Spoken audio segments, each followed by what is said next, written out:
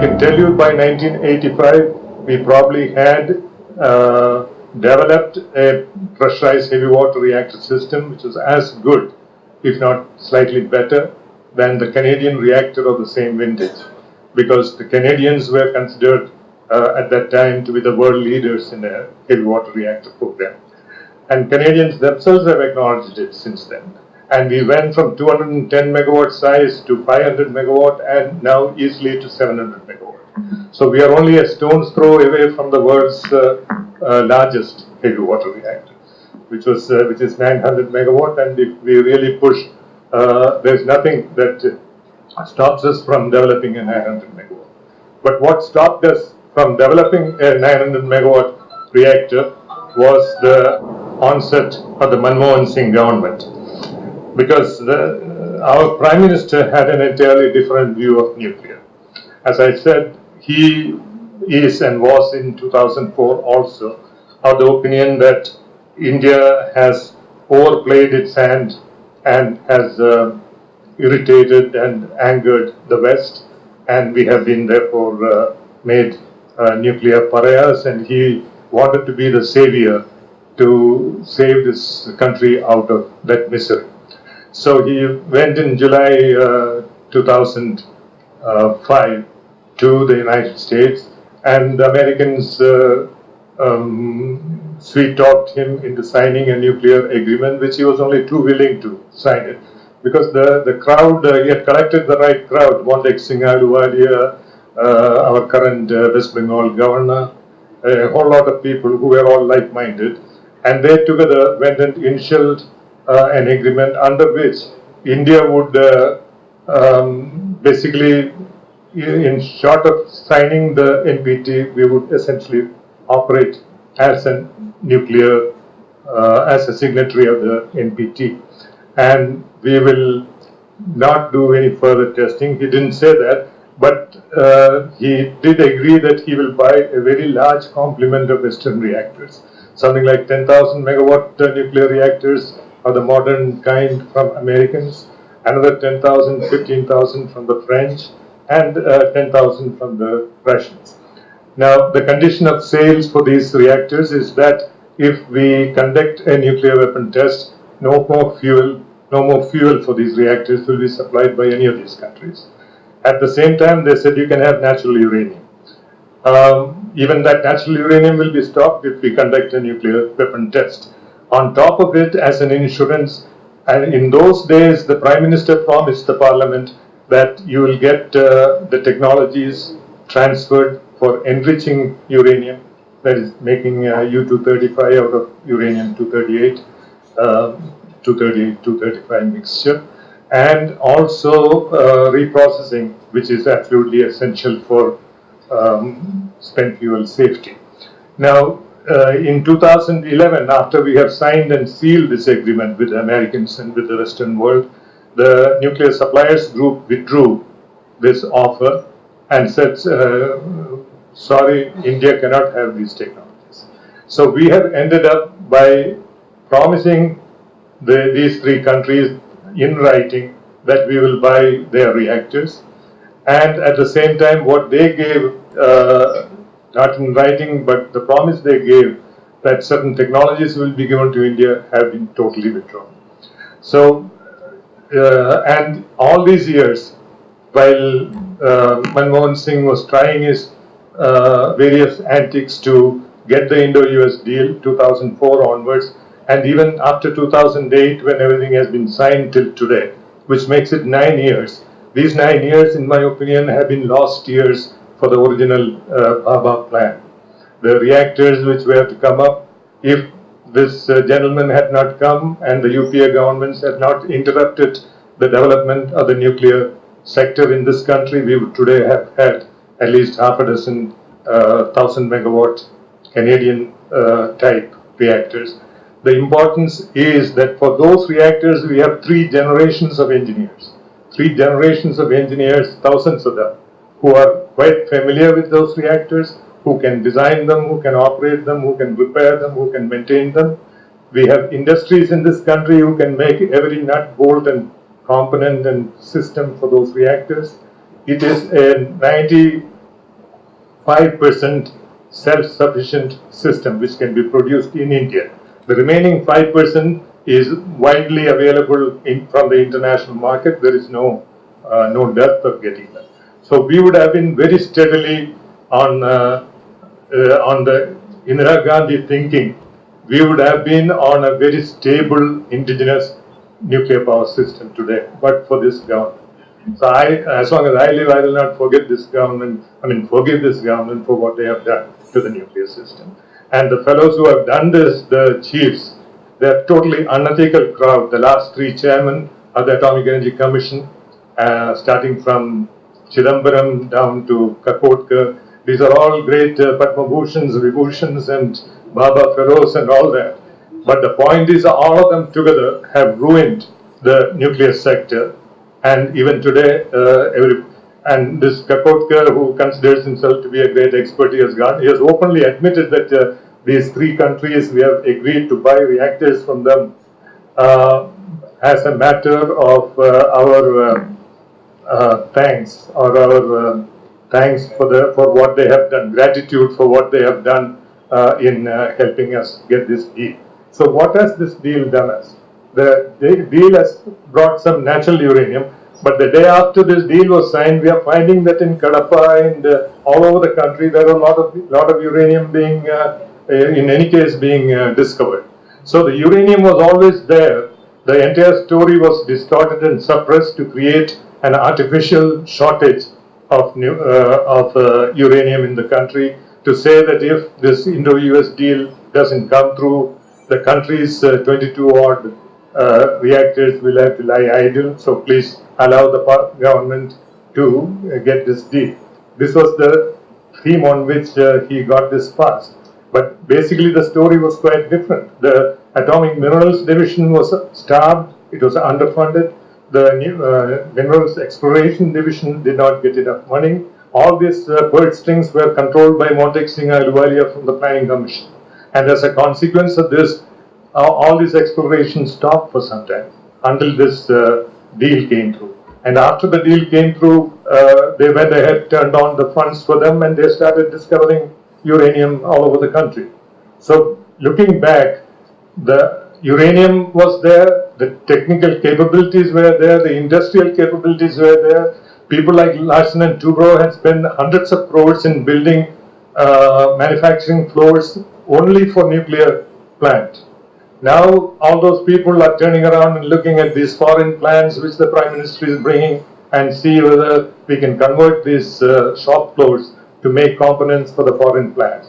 Now it is an entire twist of the program away from an indigenous base, and this is totally uncalled for. But if you ask me, looking into the future, do I see much hope? The way the same major industrialists are flocking around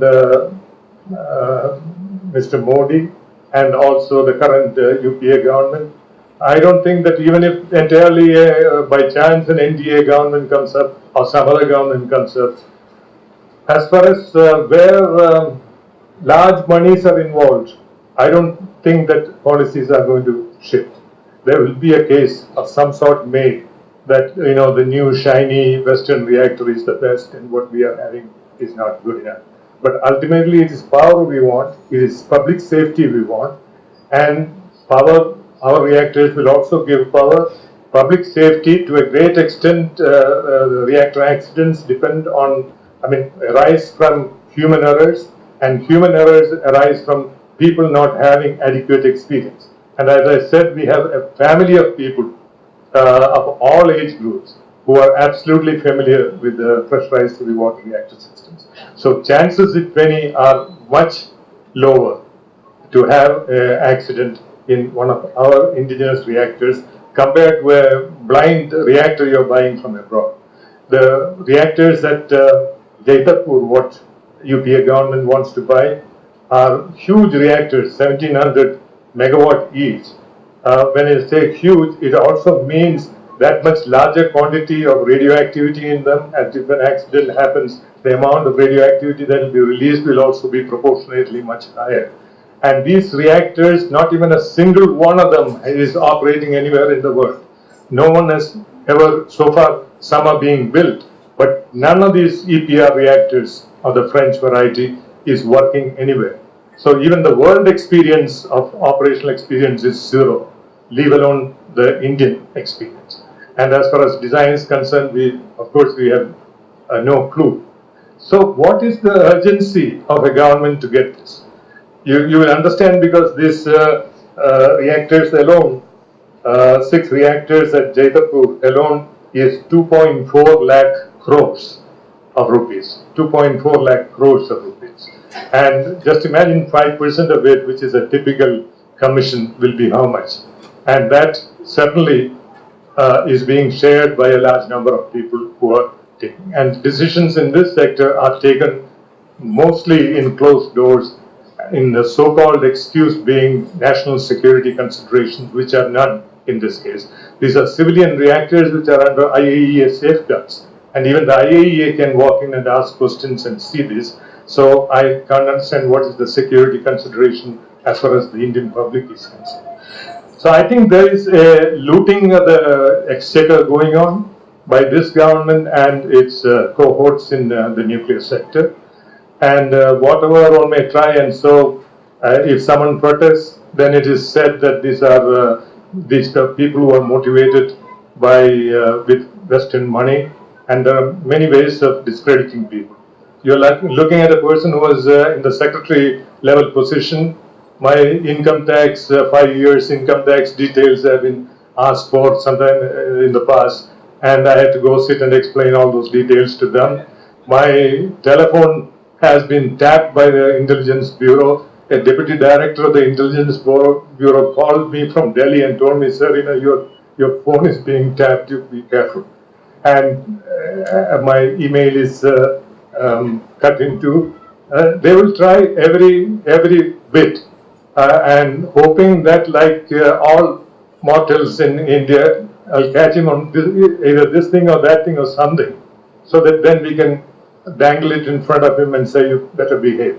But so far they are not, they succeeded. But the negative side of it is, of course, I have also no earning, no single rupee from the government of India in any way. I mean, as a pension or anything else, which I couldn't care less. So basically, I don't take any money from the government. I don't want any Bhushans and Padma and all that. And they have tried to look through all my background and they couldn't find anything. And that gives me the total freedom to say what I want to say. And they can come and do what they can do. Now, let me close by saying, I think I can go on and on like this, but I don't want to. But something very sad and important happened this morning. On the Kudankulam issue, there was a Supreme Court case, and many of us had worked on the technical reasons why this plant should not be started up with the current, especially in the last 1 month. Some of you may have seen what I have written. There are very strong indications of corruption from the Russian side so far, but a corruption over 5 years in supply of equipment, poor grade equipment, does not take place one-sided. There is a supplier and there is a receiver. The receiver in this case is the Government of India, the Nuclear Power Corporation. And I wouldn't put the nuclear sector above corruption. Every single high-profile scientific and non-scientific department of this government has been caught with a hand in the till. And I will be surprised if DAE's hand is also in the till somewhere. Unless it is investigated thoroughly, you will not get to the details. And there is every effort, again in the name of national security, being made not to get this investigated. We had given this as an affidavit as soon as this story broke some 3 weeks ago. But this morning the judgment was pronounced, and only the small operative part came in the television. Judgment actually was pronounced about 1.5 hours ago. And the initial part is this: Kudankulam project is set up for the people's welfare, for nation's development, for sustainable growth, to meet the power needs. Developing nuclear energy is important for the country. along the, allowing the plant to go forward is in the larger public interest. This is what the Supreme Court's opening words were. The full judgment will be out by evening. We plan to scan through it to see whether there is anything there which makes sense vis-a-vis the petitions that we have submitted. Now, I can't blame the Supreme Court also, which should not also, because you'll probably go to jail if you criticize the Supreme Court. But nevertheless, they perhaps, they are really not the people to understand all this, however much we tried to put it in simple language, understandable language. But things like corruption, possible quality standards not being met, etc., should be something which Supreme Court justices should be able to follow the implications of it. So this fight has not ended here. Probably this particular judgment has come, but there are possibilities of review petitions, and certainly the local people are going to continue to fight. And whatever we are saying about the corruption and the sale of substandard parts, etc., are fully substantiated with reports which are coming out of Russia on the web link. It is they're somewhat suppressed at this end. Nobody is really bothering to see. People like me had to go through the trouble of looking at Russian websites, getting it down, translate it back from Russian to English, looking at it and making sense. So through a detailed work of that kind with substantiation, we are saying that this is there. And it is not being contradicted. The government is not contradicting anything that I have said or some others have said about all these corruption practices. So they will not contradict. The Supreme Court just overlooks it. So one has to ask in the future, what is the outcome? We would like to keep this struggle peaceful. So at every place where we say you must fight it out, you have to add a caveat that you please also do it very peacefully. Now it's running peacefully, opposing this. Time is running out. Patience is also running out with more people. So I think some sociologists will have to think on what the outcome in the long run will be. But if, like Bhopal, it takes a major nuclear accident in this country before the courts and everybody will start piously saying, this should have been done, that should have been done, it will be a little too late. And I hope the courts as well as the government, whichever one, I think this morning the government has 4 different Supreme Court judgments to handle. So every day there is one more scam added on to the list. And unfortunately in all this, some spare parts being of poor grade in Kudangalam is at the bottom end of the list. Let's only keep our fingers crossed that nothing happens and things move on forward. So the future doesn't look future looks bleak to me at the moment, but it is a changing situation. Now, the question I am asking is, if Manmohan Singh is out of the way and if this UPA government is out of the way, is the picture going to get improved? There, I hope if I had a hopeful answer for that, I would have been happy. But my own premonition is that nothing much is going to change, even if the UPA government goes away. So one has to look seriously to see what alternate solutions are possible for the future. Thank you. Happy to wear his politics on his sleeve was D.D. Kosambi. And he was a person who I admire greatly and who was often at loggerheads with all sorts of establishments, including this one, but also in particular at loggerheads with the nuclear establishment. And a few years ago, I had the opportunity of looking through his papers, most of which were unpublished, his essays that were not known in the public domain. And one of them, which unfortunately I had a hard copy that I was going to bring and I forgot, one of them is an essay which correctly was not published. It was on C.V. Raman, and it was called A Chapter in the History of Indian Science. And let me just read a couple of paragraphs from it. it is undated, but as nearly as I could figure out, it was written sometime in the 50s. I have both the typescript and the handwritten copy of these essays, but there's no date on either of them. Among the entire lore of Kosambi writings, this I would offer you is new.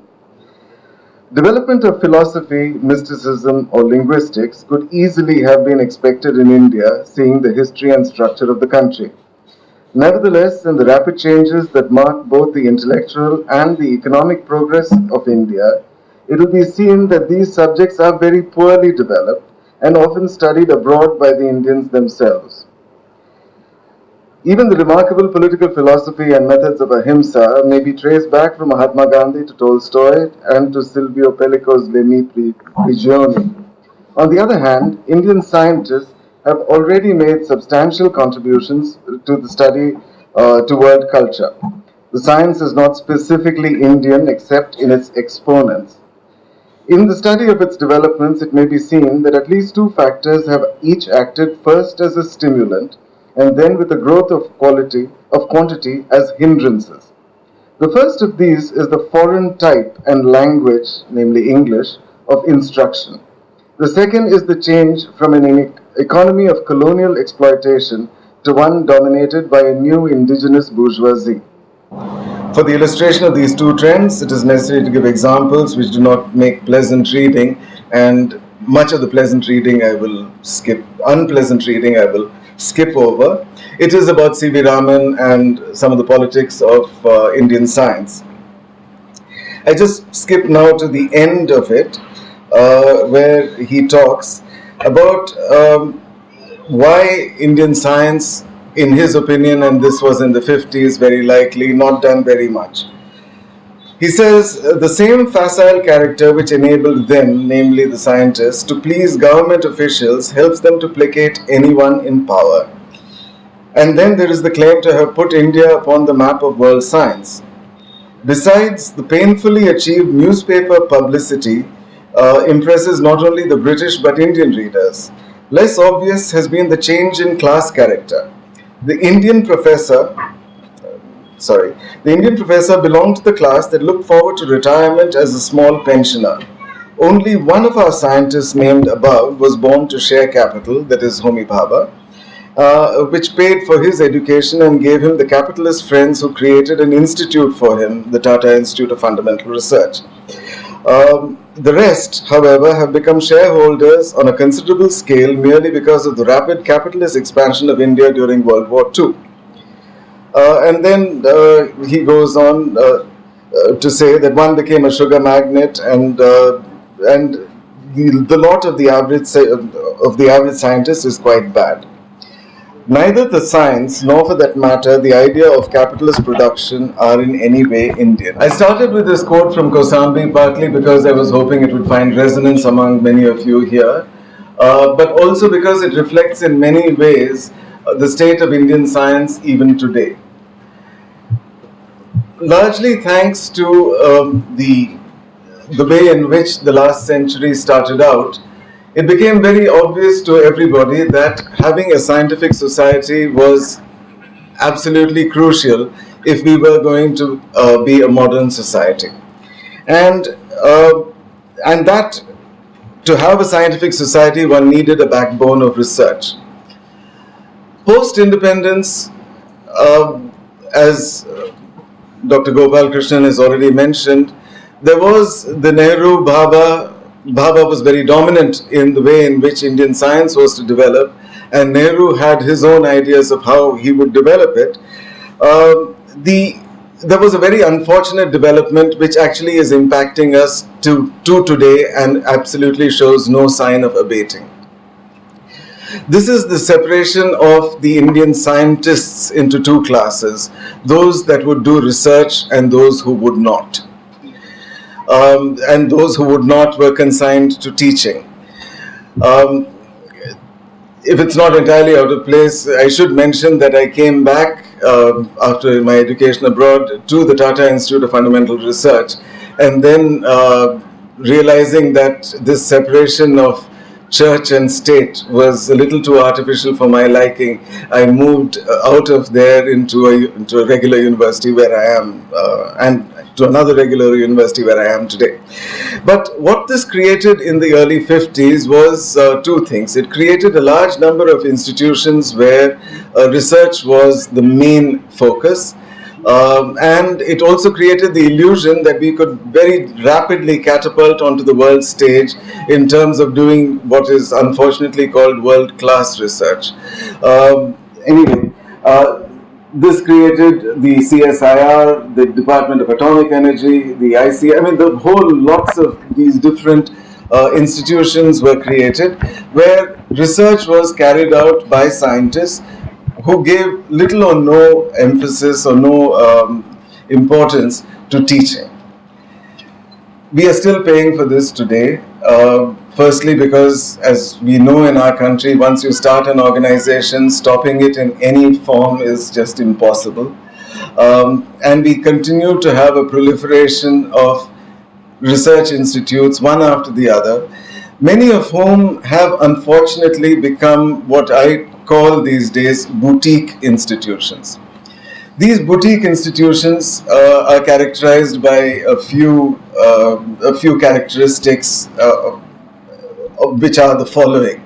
Like any good boutique, they don't do everything. They do a very specialized. They focus on one or two subjects, few at most. The second part of it is that they're very exclusive. So a lot of energy goes into getting people into the club, and a lot of energy is then expended in keeping people out of that club. They tend to generally train very few people. So the clientele, so to speak, is exclusive, and they don't actually multiply. It's not unusual to have a scientist with a career at a boutique institute with maybe one or two students in his entire lifetime, 30 or 40 years of it. What this has meant is that the one thing that we do know how to do is not replicated in any shape or form. And because these institutes are so small, they also tend to get very self-referential.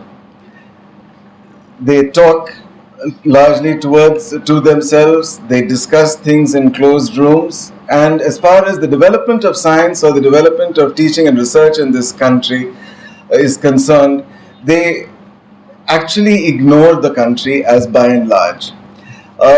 With the internet, which I know Prabir is going to touch upon, with globalization, our goals and our targets have both become so international that much of the work that is done in these small institutes where the bulk of our research money is actually invested tends to solve problems which are of a very general global interest rather than look towards our own issues and our own concerns.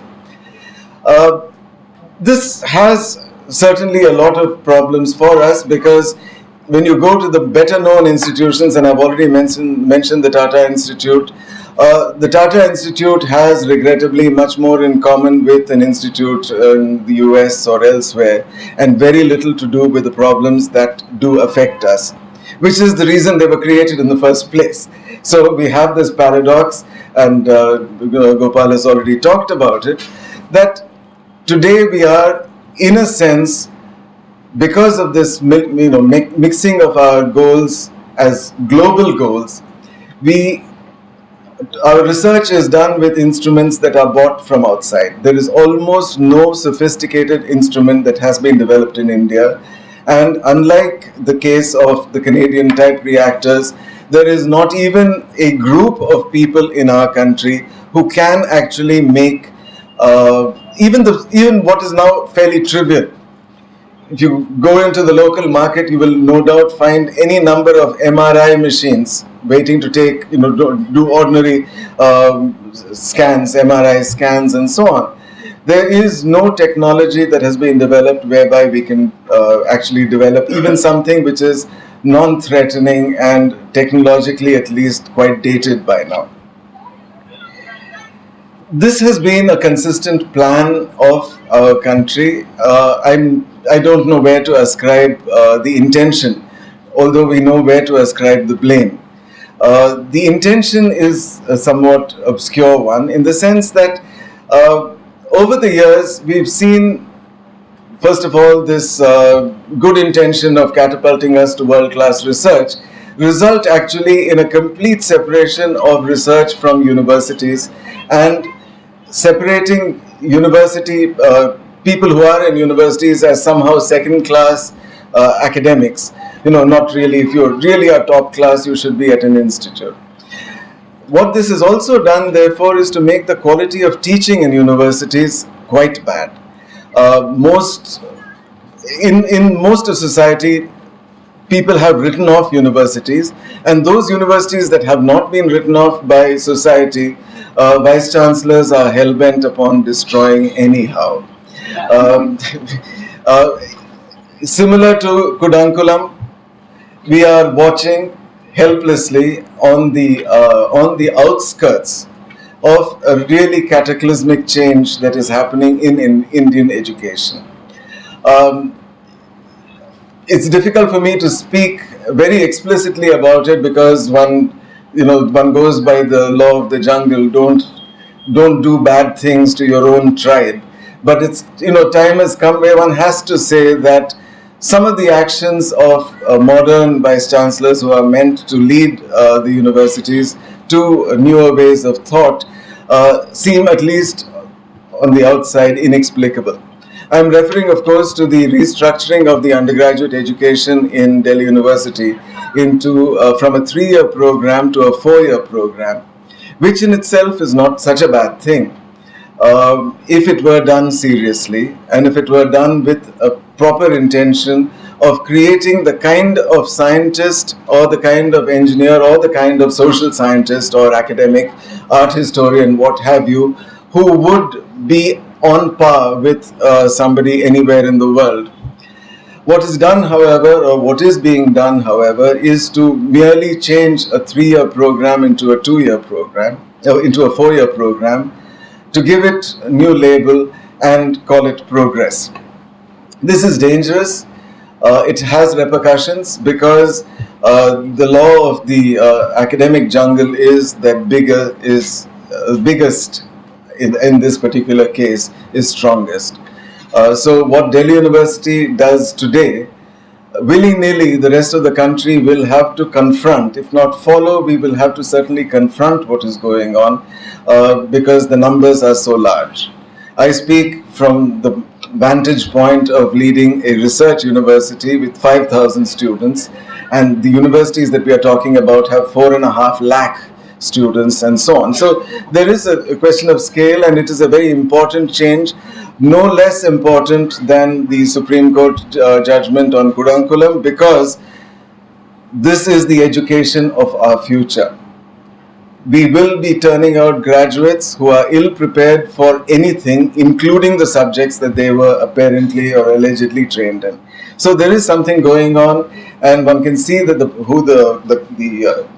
blame game can be played easily, but there is a deeper malaise in our own educational system. And that actually has been subscribed to by all of us. The polytechnic system in India is in utter shambles.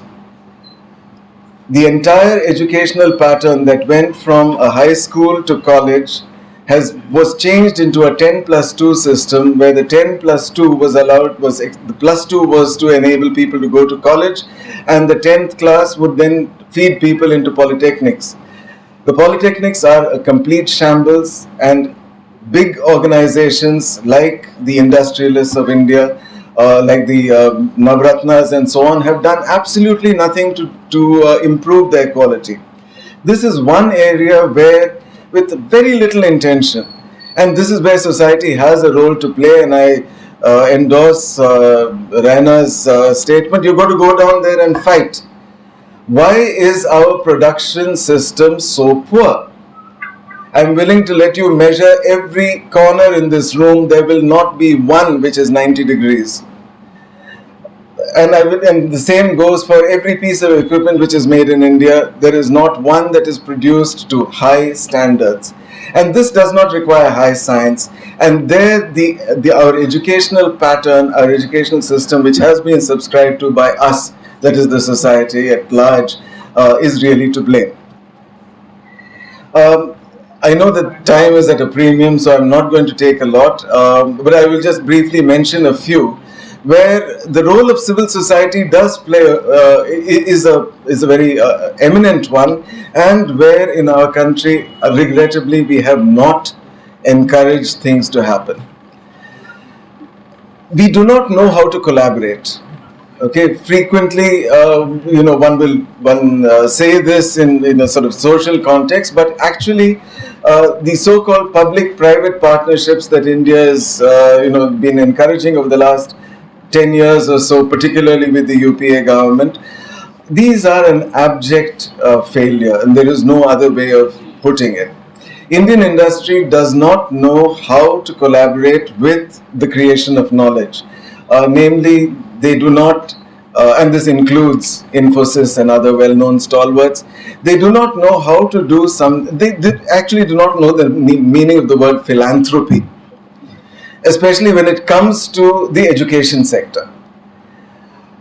All interventions from Indian industry into the academic sector today are self-motivated, either for land or for cheap manpower, or frequently for both. They do not have a way of supporting the pursuit of knowledge, which was a very crucial thing in the development of science and of learning in other parts of the world, particularly as one has seen even in India prior to independence. Today, the government realizes that there is a problem. Mercifully, they do realize that with their policies and with the kind of system that we have, we are really falling short. Actually, it doesn't take very much to realize it. Thanks to Google, anyone can take any topic and Google in the people who work in that topic, and you will find a remarkable shortage of Indians in the people who contribute to such knowledge, and correspondingly overrepresentation of Chinese. This usually gets reflected in the Prime Minister's speech at the Science Congress, saying that China is overtaking us. Yes, China is, you use the word overtaking when a person is probably, within your sight and a little ahead of you, then you've been overtaken. This is absurd. China is on another, it's on another planet, it's in another playing field.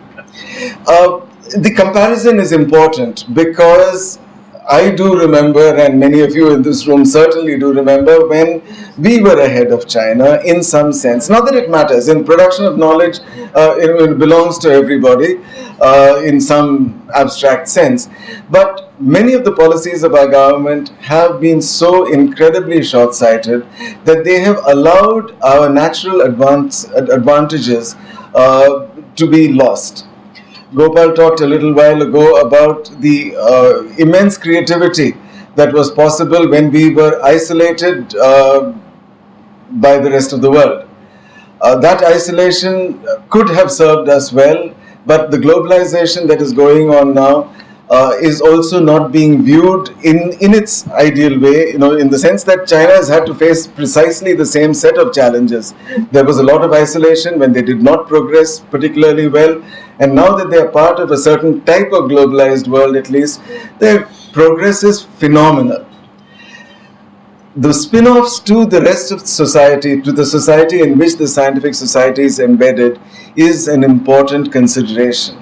So whether one looks at nuclear plants or educational institutions or polytechnics or any kind of knowledge production system that we have, it is important, I think, to see what serves our country best, and this is something that governments have not done. Not just that governments have not done, but also policymakers have not done. So let me come back to Kosambi, whom I admire in many ways, not for what he said, but also for some of the things that he did.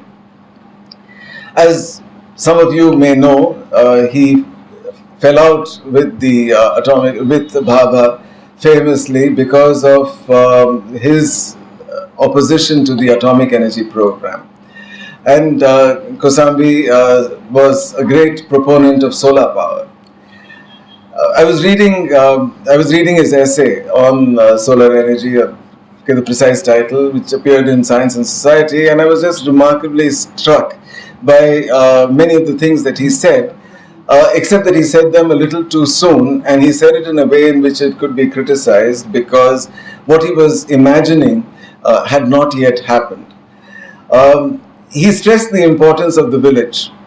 He stressed the importance of having local supplies of energy and tapping solar energy at a very local level, which of course nuclear power plants of the Jaitapur type will not allow you to do. They will demolish villages and then supply power to you later on.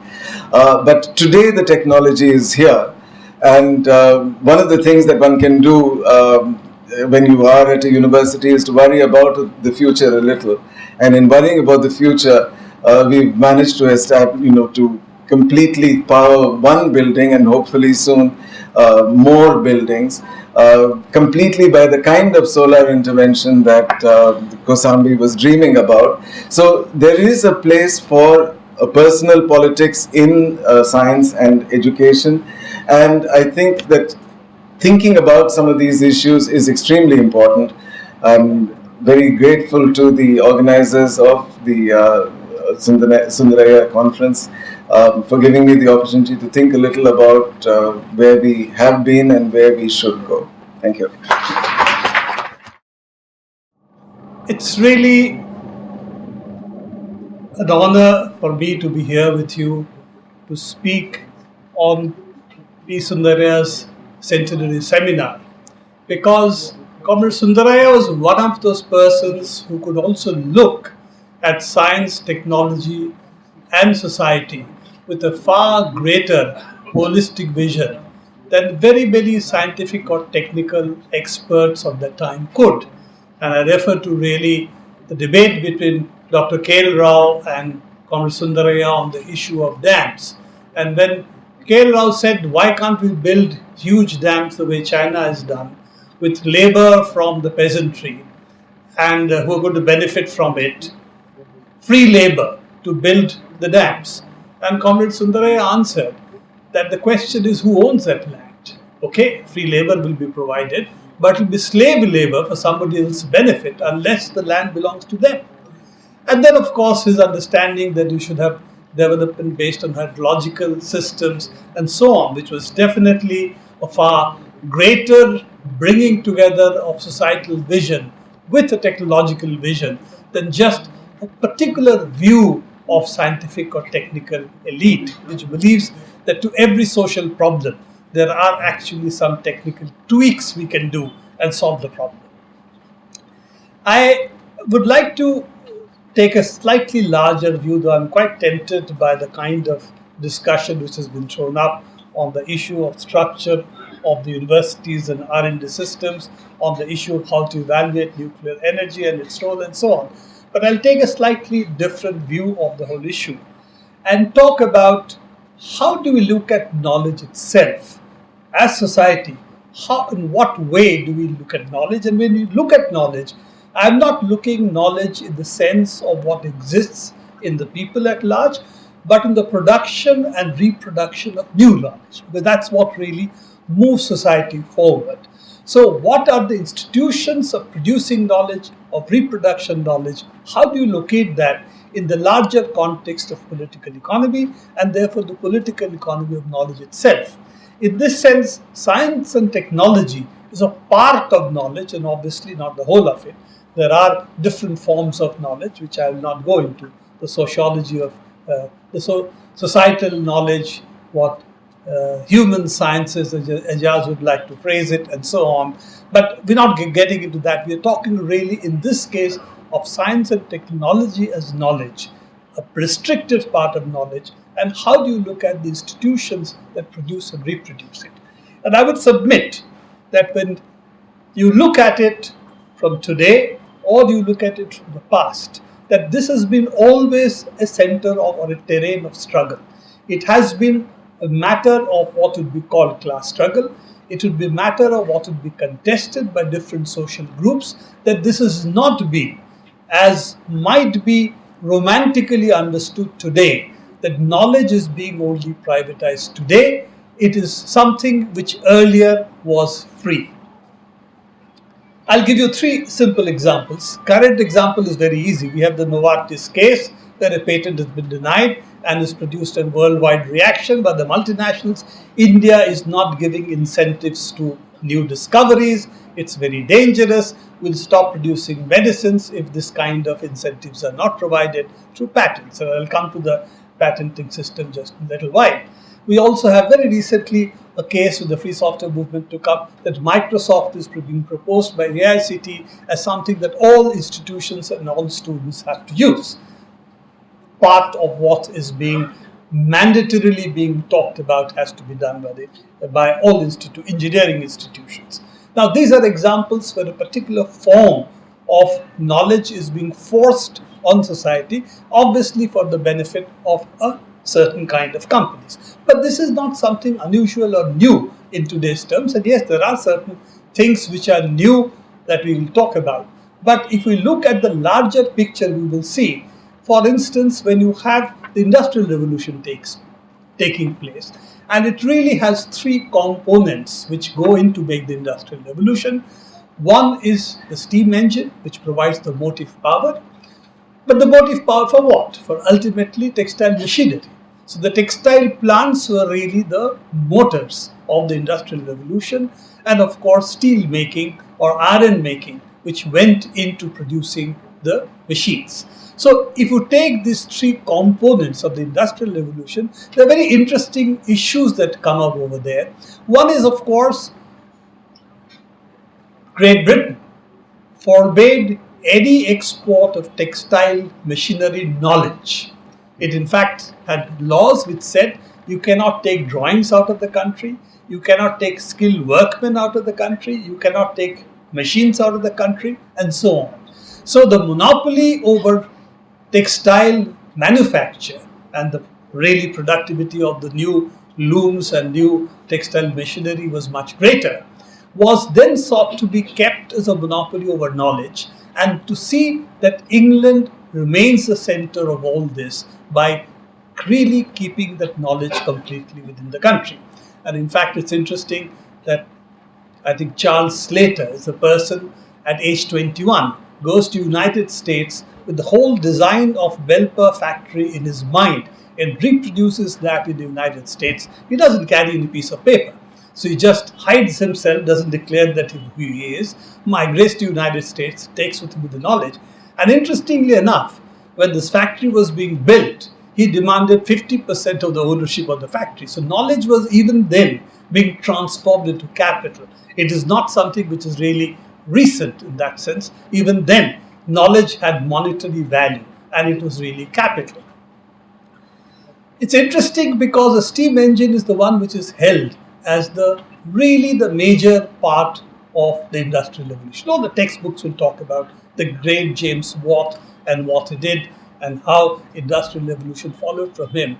Well, in the Cornish mines, where Watt was the first major use of the James Watt engine, Cornish miners regarded essentially James Watt as somebody who almost killed the steam engine because he had a more than 30-year patent on it. He had a very strong friend, Bolton, who was a co-owner of the James Watt design. And with that, they had a monopoly.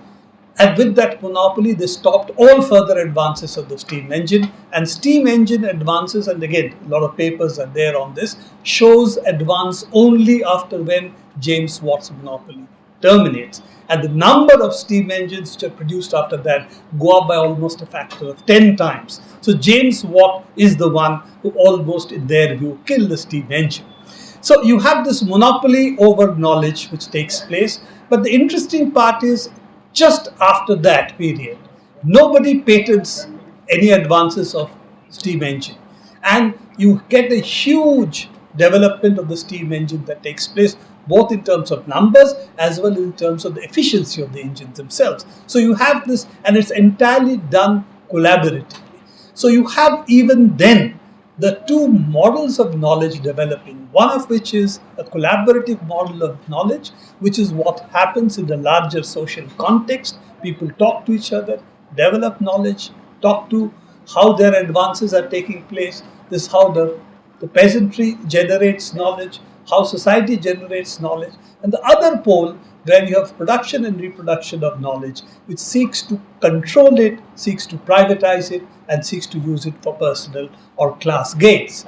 And I will take a little step back and say that, in fact, private property in land and private property in knowledge, not in the sense of a commodity form, but in the sense of control, is really a part of how agrarian societies have developed.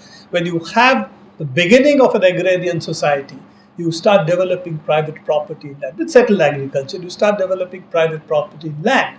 You also start developing a priestly class, if you will, at that point, who is able to predict the seasons, knows astronomy, can look at the skies and tell you when the new seasons are going to come, and therefore they also become extremely important for the emerging agrarian economy.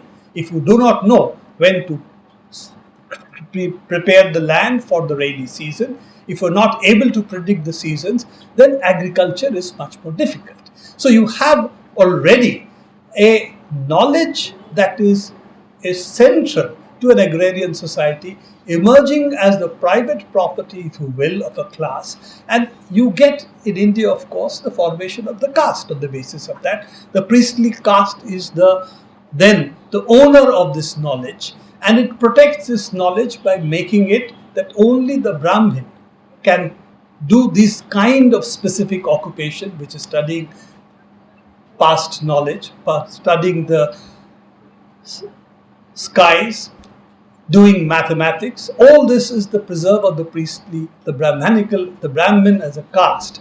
And of course, in the West, you get the church emerging as a central institution. So I'm really talking here of the institutions of knowledge that are producing and reproducing it in society. And in India, as I said, it starts with the caste system. When it manifests itself in the caste system, in the West, it manifests itself in the location of this kind of knowledge becoming the preserve of the priestly class, as it does in various other societies, where the priestly class is then really the one who preserves this knowledge, uses it, and uses that knowledge that it has to legitimize the specific class rule that exists at that time, quite often by, in India, manufacturing genealogies for the king, so that you can always trace his origins back to Chandravamshi or Suryavamsh of the Mahabharata and Ramayana. So they had to manufacture genealogies. That's also one of the reasons the Brahmins in India never wrote down history, because you write history, then to manufacture genealogies is a big problem. But I would like to really come back to the issue that the political economy of knowledge, therefore, has always been a contested one, in which you have a certain section of the people who control knowledge, and through the control over knowledge are able to also assert control over society, or be a part of the structure which controls society. And this, from the beginning, has been the role of knowledge as well. So when we talk about knowledge as commons, we should not forget that knowledge as commons has subsisted, has coexisted with knowledge which is elite, and even from very early times. And as we saw, whether it's a feudal societies, whether it's industrial societies, and we come now last bastion of neoliberal capitalism, if you will, of capitalism, neoliberal capitalism, where you have a specific form that is taking place, where you get knowledge as a major part of the commodity. And I must explain this a little more, that if you take, for instance, an artifact today, as opposed to an artifact, say, 100 years back, you will find the component of physical labor that goes into it, as opposed to component of intellectual labor that goes into it, knowledge that goes into it, has changed over a period of time. I'm talking about what would be valued in the market. That means, to give a very crude example, a DVD player costs about something like, say, X number of dollars, maybe $45. Out of that, $20 is at the moment the license fees of all the patent holders on the DVD. And I'm not going to go into that in more detail what it is. $20 is really labor, material cost, and $5 is the profit. So effectively, this, say 100 years back, would have been 80% would have been essentially labor and materials, and maybe 20% would have been the knowledge that was embodied in it in terms of patents and so on. So if you look at what has happened, the component of knowledge as commodity has become far more important in today's global production system. And that is why, if you take United States, it's no longer a manufacturing power. It's basically what it calls a knowledge power. That means it manufactures knowledge. It produces and reproduces knowledge. And that is the primary reason why the United States today dominates the globe, is by virtue of the fact that it is able to produce and reproduce knowledge which is used for manufacturing, whether it's by the Chinese or by the Indians or wherever manufacturing today is located. So increasingly the West is turning to keeping control over knowledge as the primary source of surplus value, if you will. And there are all consequences of that. There is a consequence of increasing monopoly rent. There's a consequence that the activity of science become more rent-seeking. The activity of science is then stops from being the collaborative free flow of knowledge that it had in the past. Technology was thought to be really built into this kind of walled laboratories in which R&D was done within the corporate sector, laboratories itself. But now you see the distinction between scientific knowledge and technological knowledge is also becoming rather weak, because you've got new materials coming up, you have biotechnology coming up. These divisions are proving to be more and more artificial. Coming back to a little bit of what Ram has said, that therefore the distinction of industrial research and university research is becoming increasingly more and more unclear. So therefore the need to fuse the two together. But getting away from that issue, I think the important issue for us is to understand the nature of appropriation today, the nature of surplus extraction today is much more through such monopoly over knowledge than purely through manufacturing activity as it was, say, 100 years back. And therefore I come to the last point, that is that therefore what is the struggle we have? Apart from the struggle of the working class, apart from the struggle on the cultural front and so on that we have to wage, apart from the policies, apart from what the educationists and others have to fight for, I think a very important part of our struggle is also therefore being able to fight against these forms of monopoly over knowledge. And this is what is called the battle over the commons. That if we take enclosures over land, how it starts in agriculture, enclosures, capitalism starts with great enclosures of commons. I think what we're seeing today is great enclosures taking place in scientific knowledge. And therefore, one of the major elements of our struggle for the left, as well as for those who believe that we should fight against neoliberal capital, is this fight against rent-seeking by which monopolies are sought to be created, lengthened, evergreened by pharmaceutical companies, by different companies. This whole attempt to increase monopoly rent, if you fall sick of cancer, then your ability to live depends on how much you have a monthly income. And India's monthly income, even amongst the highest income earning section, cannot pay for the cancer drugs, for instance, that are needed to save their lives. So this is monopoly extraction at the cost of lives, in a very extreme case like pharmaceuticals, but across the board what we have is increasing intensity of monopoly rent-seeking by virtue of the patent regime. And this is why the United States sees a simple Novartis judgment of what is patentable and not patentable in the Supreme Court of India based on an Indian patent law, something to be reacted by the US Trade Department of the United States, saying this is a big threat. and we must put India on the sanctions list. By the way, sanctions like this are illegal under GATT or WTO, but that doesn't stop the United States. It's above law. It's above international law, as we all know. So we have this entire new battle to fight, which is how do you protect the knowledge from being enclosed and becoming privatized as a commodity. As I said, knowledge was always a private property, at least parts of knowledge was always private property. What we're seeing is commodification of knowledge on a much larger scale, enclosure of public knowledge, because most of the science, whether in the United States or in India, is produced out of public domain science. There is no question. Private domain science does not produce all this. It is out of public science, publicly funded science, that all this knowledge is produced.